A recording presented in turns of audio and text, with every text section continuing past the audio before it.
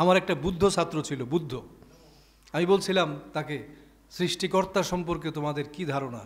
বলে যে আমাদের কোনো ধারণা নাই। এই পৃথিবীতে বুদ্ধদের সংখ্যা কিন্তু সবচেয়ে বেশি। চীনেই তো ধরেন 150 কোটি। আহা, বুদ্ধিস্ট পিপল। ভাইরা আমার, দেখেন, কোটি কোটি বুদ্ধ জানে না তার প্রভুকে।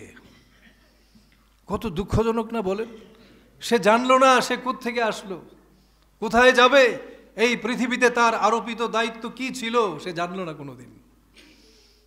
কি কাজ তার এই জীবন জিজ্ঞাসার সবচেয়ে গুরুত্বপূর্ণ প্রশ্নগুলি সম্পর্কে সে কিছুই জানলো না। কত দুর্ভাগ্য। আর একটা ইমানদার কত সৌভাগ্য তার, সে তার স্রষ্টাকে চিনে, তার মন কত খুশি, ঠিক কিনা বলেন?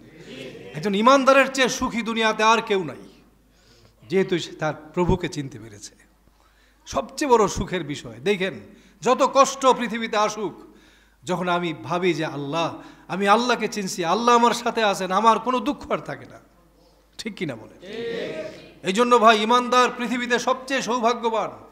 লিকাইলা তাআসাউ আলা মা ফাতাকুম, যে যত কিছু হারায় পৃথিবীতে সে বিষণ্ণ হয় না, তার মনে কষ্ট থাকে না, কারণ সে জানে আল্লাহ পাক তার জন্য এটা ফয়সালা করছেন, সে খুশি থাকে, ঠিক কিনা বলেন? এই জন্য ভাইরা আমার, আপনাদের সব সময় সন্তুষ্ট থাকতে হবে। যেই দিন, যেই ইসলাম আমাদেরকে আল্লাহ তাআলা দান করেছেন, ভাইরা আমার, অনেকে মনে করে এই যে বুদ্ধ যেমন একটা ধর্ম, ইসলামও একটা ধর্ম। হ্যাঁ, নিঃসন্দেহে এখন থেকে কথাগুলো গুরুত্বের সাথে শুনবেন অল্প সময়ে। নিঃসন্দেহে ইসলাম একটা ধর্ম, যেই ধর্মে মানুষ আল্লাহকে চিনতে পারে, আল্লাহ তাআলার মারেফাত লাভ করে, আখিরাতের জীবনের সন্ধান লাভ করে। এটা একটা ধর্ম। এটা এখানে আকীদা এবং বিশ্বাসের অনেকগুলো বিষয় আছে, কিন্তু ইসলাম ধর্মের পাশাপাশি ইসলামের মধ্যে একটা পূর্ণাঙ্গ জীবন ব্যবস্থা এবং শাসন ব্যবস্থাও আছে। মন থাকবে এই কথাটা। অনেকে বলে ইসলাম একটা পূর্ণাঙ্গ জীবন ব্যবস্থা, এই কথাটা ভুল। আজকে কথাটা ভালো করে জেনে নেন, ইসলাম একটা পূর্ণাঙ্গ জীবন ব্যবস্থা, এই কথাটা ভুল। বলতে হবে ইসলামে একটা পূর্ণাঙ্গ জীবন ব্যবস্থা আছে। বলেন সবাই কথাটা। একদিকে ইসলাম একটা ধর্ম, যেই ধর্ম মানুষকে আল্লাহ এবং আখিরাতের সঙ্গে পরিচয় করায় দেয়। আরেকদিকে ইসলামের মধ্যে একটা পূর্ণাঙ্গ জীবন ব্যবস্থাও আছে। আপনার জীবনের যত বিভাগ, যত স্তর আছে, আপনি যে পথ চলবেন, সেখানে আল্লাহ এবং ইসলাম সেখানে আপনাকে দিশা দিয়ে দিছে, ঠিক কিনা বলেন? আপনার চলতে কোনো কষ্ট হবে না, আপনি পথ হারাবেন না, আপনি বিভ্রান্ত হবেন না। জীবনের প্রত্যেকটা দিক এবং বিভাগে ইসলাম আপনাকে পথ নির্দেশ দান করেছে। এখানে একটা জীবন ব্যবস্থা আছে এবং একটা শাসন ব্যবস্থা আছে। আমি আপনাদেরকে গুরুত্বের সাথে একটা কথা বলতে চাই। এই ইসলামের মূল বিষয় হচ্ছে তাওহীদ, রিসালাত এবং আখিরাত, ঠিক কিনা বলেন? আর ইসলাম যতগুলো বিধান, যে জীবন ব্যবস্থার মধ্যে যত আইন এবং হুকুম দিছে, প্রত্যেকটা হুকুমের ভিত্তি হলো ইনসাফ এবং ন্যায়, এটা মনে রাখবেন। হ্যাঁ, ইসলামের আকীদার মূল হইল তাওহীদ, আল্লাহ পাকের একত্ব। আর আল্লাহ পাকের যত হুকুম এবং বিধান সবগুলির মূল হচ্ছে ন্যায় এবং ইনসাফ। থাকবে মনে? এই কথাটা মনে থাকবে। এই জন্যে আমরা আল্লাহ পাকের দরবারে এটাও শুকরিয়া আদায় করি যে আল্লাহ পাক আমাদেরকে কোনো আংশিক ধর্ম দান করেন নাই। ধর্মের পাশাপাশি আমাদেরকে একটা পূর্ণাঙ্গ একটা জীবন ব্যবস্থা, একটা শাসন ব্যবস্থাও দান করেছেন। বলেন আলহামদুলিল্লাহ। সবাই জোরে সোরে বলেন আলহামদুলিল্লাহ। আল্লাহ তাআলা এমন এক কিতাব নাজিল করেছেন। আজকে সন্ধ্যায় আমার ভাই মুফতি হাফেজ মাওলানা শরীফুল ইসলাম ভাই এই আয়াতটা তেলাওয়াত করতেছিলেন। হ্যাঁ, ইন্না আনজালনা ইলাইকা কিতাবা লিতাহকুমা বাইনান নাসি বিমা আরাকাল্লাহ।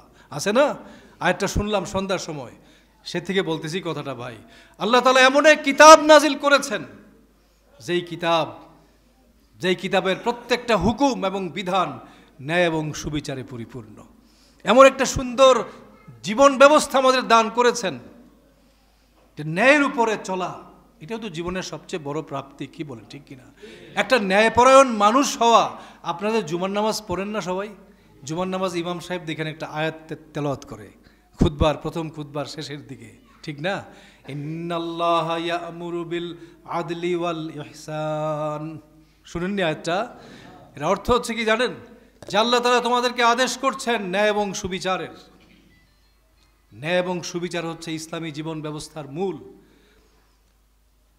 দিনের আকীদার মূল যেমন তাওহীদ, আর এই দিনের যত জীবন ব্যবস্থার যত হুকুম আছে, আল্লাহ পাকের যত আইন এবং হুকুমের মূল হচ্ছে ন্যায় এবং সুবিচার। আলহামদুলিল্লাহ বলেন।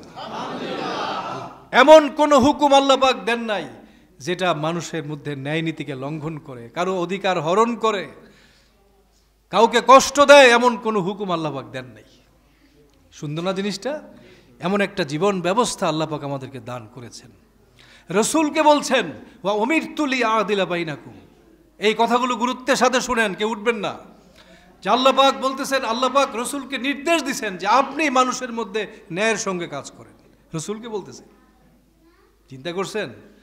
ওয়া উমিরতু লিআদিলা বাইনাকুম আল্লাহু রাব্বুনা ওয়া রাব্বুকুম লানা আমালুনা ওয়া লাকুম আমালুকুম। রসুলকে আল্লাহ পাক নির্দেশ দিচ্ছেন, হে রসুল, আপনি মদিনায় একটা ভূখণ্ড লাভ করেছেন, একটা ভূখণ্ডের মালিক হইছেন, এখন আপনার দায়িত্ব হইল মানুষের মধ্যে ন্যায়কে আপনি প্রতিষ্ঠিত করেন। এই যে আমাদের বৈষম্য বিরোধী ছাত্ররা, আমাদের ছাত্রগুলো ১৫০০-এর মতো মানুষ শহীদ হয়েছে না? হয়েছে কিনা বলেন? কি জন্য জানেন? ন্যায় বৈষম্যের বিরুদ্ধে এই সংগঠন, এর নামই হচ্ছে বৈষম্য বিরোধী ছাত্র আন্দোলন, ঠিক কিনা? ন্যায় ছিল না বলেই তারা সংগ্রামটা করছেন, ঠিক কিনা বলেন? ন্যায় নীতি ছিল না বাংলাদেশে, অন্যায় ছিল, বৈষম্য ছিল। আর আমাদের এই দিন, আমাদের ধর্ম, আল্লাহ পাক যেটা আমাদেরকে দিছেন, সেই রসুলকে কোরআন নাজিল করার সময় বলতেছেন যে আপনি মানুষের মধ্যে ন্যায়ের সঙ্গে কাজ করেন। ওয়া উমিরতু লিআদিলা বাইনাকুম, আমাকে আদেশ করা হয়েছে আমি যেন তোমাদের মধ্যে ন্যায়ের সঙ্গে কাজ করি। আপনাদের একটা গুরুত্বপূর্ণ তথ্য আমি আজকে দেব, ভালো করে শুনবেন। এই পৃথিবীতে এই যে ১৫০০ মানুষ শাহাদাত বরণ করলো ন্যায় প্রতিষ্ঠার জন্যে, আপনারা জেনে নেন যে এই পৃথিবীতে ন্যায় প্রতিষ্ঠার জন্য প্রথম শাহাদাত বরণ করেছিলেন আল্লাহ তাআলার নবীগণ। বলেন আলহামদুলিল্লাহ। আল্লাযীনা ইয়াকতুলুনা বিগাইরি হাক্কিন ওয়া ইয়াকতুলুনা আল্লাযীনা ইয়া'মুরুনা বিল কিসতি মিনান নাস। মানুষের মধ্যে ন্যায়ের নির্দেশ দেওয়ার কারণে আম্বিয়া আলাইহিমুস সালামদেরকে হত্যা করা হয়েছিল। দেখছেন এই ইহুদিরা, ভাইরা আমার, আজকে গাজাতে যেই ঘটনা ঘটতেছে, নতুন কিছু না কিন্তু এটা। এই ইহুদিদের হাত আম্বিয়া আলাইহিমুস সালামদের রক্তে রঞ্জিত। এরা অনেক নবীদেরকে হত্যা করেছে। কেন করছে জানেন? ওয়ায়াকতুলুনা আল্লাযীনা ইয়া'মুরুনা বিল কিসতি মিনান নাস। বন্ধুরা আমার, এই আয়াতটা হয়তো অনেকে আপনারা শুনেন নাই আগে। আজকে জেনে নেন যে আল্লাহর নবীদেরকে হত্যা করা হয়েছিল কি কারণে? তারা সমাজের মধ্যে ন্যায় পরায়ণতার নির্দেশ দিতেন, সেই কারণে। আলহামদুলিল্লাহ বলেন। আমরা সেই পয়গম্বরদের অনুসারী যারা পৃথিবীতে ন্যায় প্রতিষ্ঠার জন্য প্রথম রক্ত দিয়েছেন। আলহামদুলিল্লাহ। প্রথম শাহাদাত বরণ করেছেন বৈষম্য এবং বৈষম্যের বিরুদ্ধে ন্যায় প্রতিষ্ঠার জন্য আল্লাহর নবীরা, ঠিক কিনা বলেন? সেই জন্যে তার ধারাবাহিকতায় আল্লাহ পাক আমাদের সর্বশেষ পয়গম্বর জনাবে মুহাম্মদুর রাসূলুল্লাহ সাল্লাল্লাহু আলাইহি সাল্লামকে বলছেন যে আপনি একটা ভূখণ্ড লাভ করেছেন, মদিনার জমিনটা এখন আপনার হাতে, আপনার এখন কাজ হলো মানুষের মধ্যে ন্যায়ের সঙ্গে কাজ করা। সুবহানাল্লাহ।